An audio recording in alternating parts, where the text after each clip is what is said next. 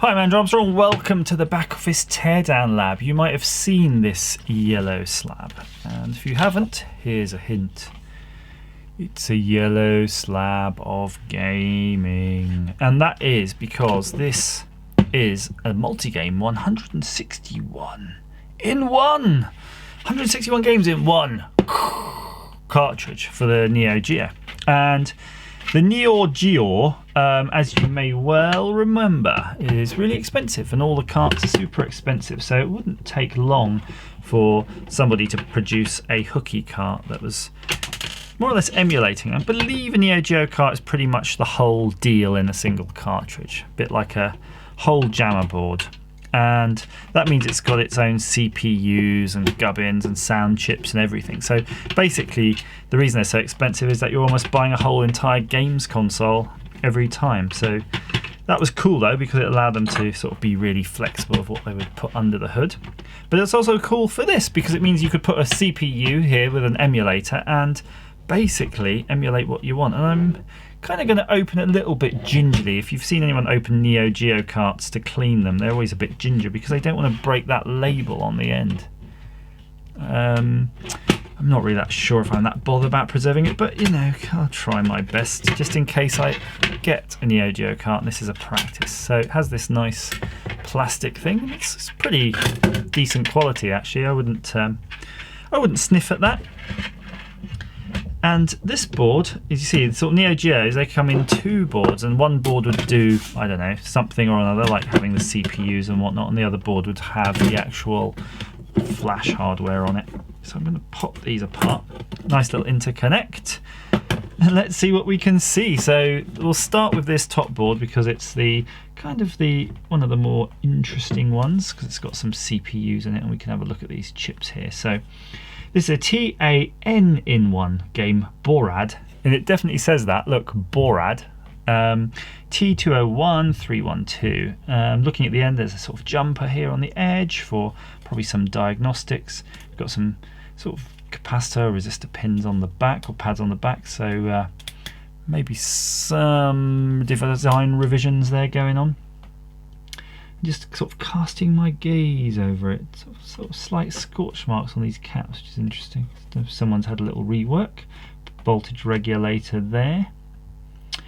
But here's the gubbins, the main chips here. So let's look at this top one here. It's an Altera Max 1406B0 U667. And then another Altera Max EPM 325680 C144.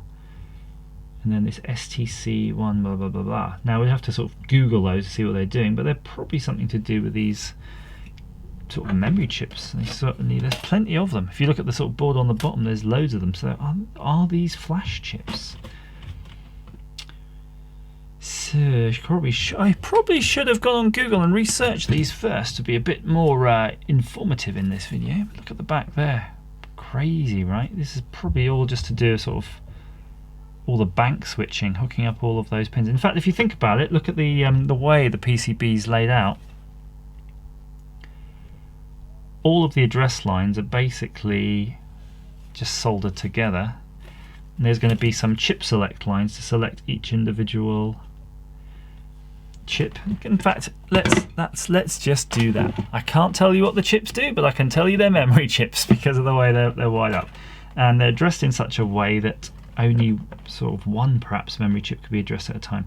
So I'm looking at this track, it's coming down, and it's coming down to here. About this one's coming down, then. So they seem to be sort of banked together like that. I suspect they're a sort of chip select line. So the CPU or whatever here, memory controller, is sort of switching these in, and it's fetching that memory in. It could be doing something just as simple as fetching these into something local, and it's just sort of executing the program off these other chips here, or probably if this is what do you call them? FPGA. The actual software for the actual game itself is on, say, this one, S1, handily labelled S1 chip, and this is telling this thing what to do, loading in its emulator core, and then it's sort of pulling these sort of various memory images from the sort of flash here as and required.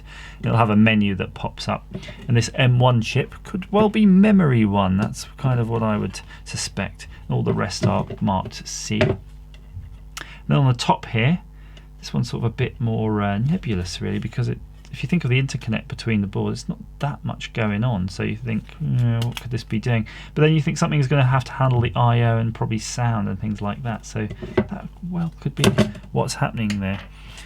So let's have a quick look then at some of these games. So you've got these SNK versus Capcom games: King of Fighters, Samurai Showdown, Metal Slug, Aero Fighters, Double Dragon, Karnov's Revenge, Robo Army, Magical Drop 2, Fatal Fury, Breaker's Revenge. So yeah, it's sort of a good selection here. I think this would sort of keep you busy for a while if you sort of had this actually working. I can't see anything obvious. I was sort of told that there's some fault with these and they sort of don't work. But really, you know, when you're looking at the board, it's very hard to sort of see if anything obvious of that would be a problem here. Oh, what was that? Did you hear that? Oh dear. It sounds like it's got a bit of tension on it somewhere. I wonder if it's worth a reflow. Just sort of looking along the edge while I'm flexing it. The flexing has stopped, so that means whatever was sort of cracking there has had its last crack. Yeah, I might well just run a reflow iron over this and give it to somebody with a NeoGeo and see if it does anything. So that's what's inside one of those boards. If you know how its workings work, because clearly I don't, yeah, feel free to drop me a line and correct me and educate us all on the magical, mystical sort of reason that there's two boards here. And if you've got an original NeoGeo board, would you actually consider running one of these in your valuable cab? Because I guess there's always the danger that you could blow out your cab controller, because a lot of the people who have these cabs have these multi-cart cabs where they would take several of these cards and then they're sort of bank switching between the two. And there's always the danger that if you blow out that, then you've kind of got a useless cab. Please feel free to comment down below, click subscribe or like, and as ever, thank you for watching.